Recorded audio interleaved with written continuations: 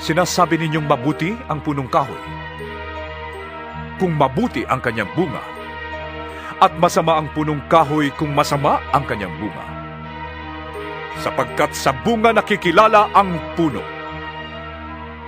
Kayong mga ulupong, paano kayong makapagsasabi ng mabubuting bagay gayong kayo'y masasama? Kung ano ang nag-uumapaw sa puso ay siyang sinasabi ng bibig. Mabuti ang sinasabi ng mabuting tao, sapagkat puno ng kabutihan ang kanyang puso. Masama ang sinasabi ng masamang tao, sapagkat puno ng kasamaan ang kanyang puso.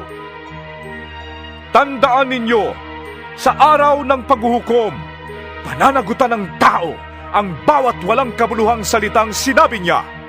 Pawawalang sala ka o parurusahan batay sa iyong mga salita.